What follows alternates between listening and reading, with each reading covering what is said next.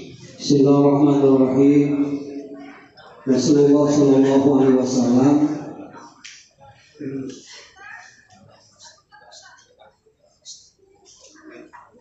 dina saat nikahkeun putrina Siti Fatimah dengan salah seorang sahabat dekat beliau, Ali karramallahu wajhah.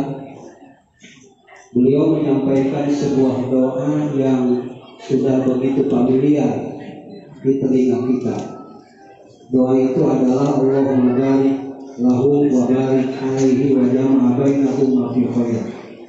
Mudah-mudahan Allah memberikan berkah kepada Anda Sayyidina Ali ketika Allah memberikan nikmat, memberikan berkah ketika Allah juga memberikan cobaan, dan Allah senantiasa mengumpulkan Anda berdua dalam keberkahan. Apa yang harus Anda berdua lakukan ke depan supaya rumah tangga Anda menjadi rumah tangga yang barokah sesuai dengan harapan dan doa Rasulullah SAW. Yang pertama, lakukan kewajiban.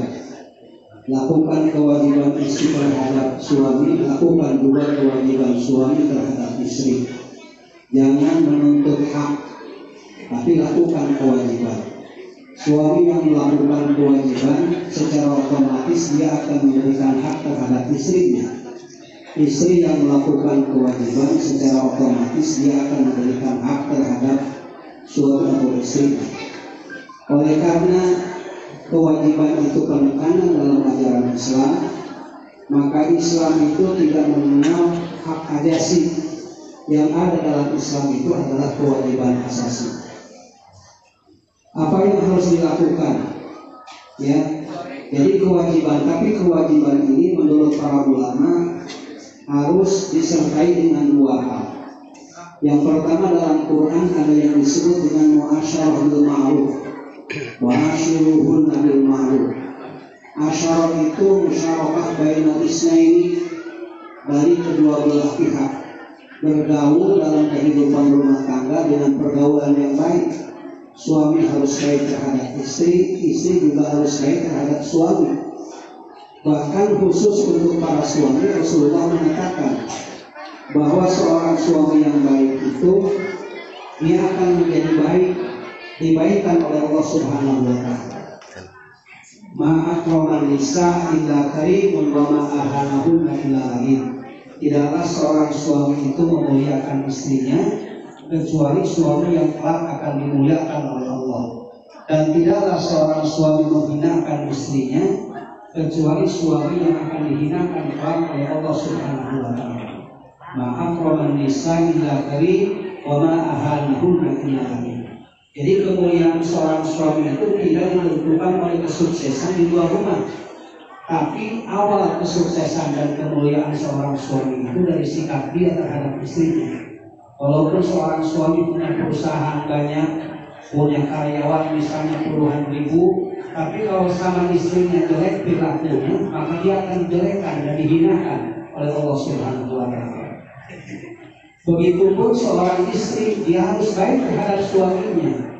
Bahkan Rasulullah mengatakan dalam sebuah hadisnya, kalau aku, kata Rasulullah, diperintahkan manusia untuk bersujud kepada manusia, maka aku akan perintahkan para istri untuk bersujud kepada para suaminya.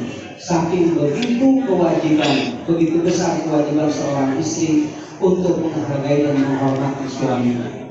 Nanti secara lebih lengkap bisa Anda berbuat, lihat dalam surat An-Nisa ayat 34. Di sana Allah secara gamblang menceritakan tentang kewajiban suami terhadap istri, juga kewajiban istri terhadap suami.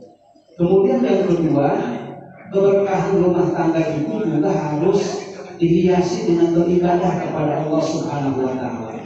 Ekonomi penting dalam kehidupan rumah tangga, tetapi ekonomi melulu tidak akan membawa keberkahan. Rumah tangga itu harus dihiasi dengan ibadah kepada Allah. Suami harus sholat, istrinya juga harus sholat. Apalagi ini santri semuanya, saya yakin lah yang ibadah itu bukan jadi persoalan lagi.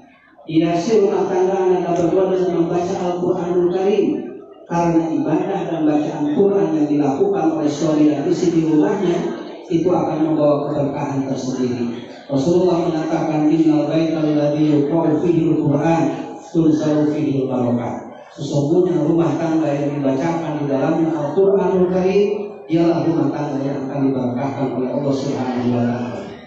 Kemudian yang ketiga, ananda berdua sekarang sudah bertambah orang tua. Ya, ananda pengantin pria di hadapan ananda sekarang ada yang Ki Aden. Ini seorang kiai besar ya, rumah santri.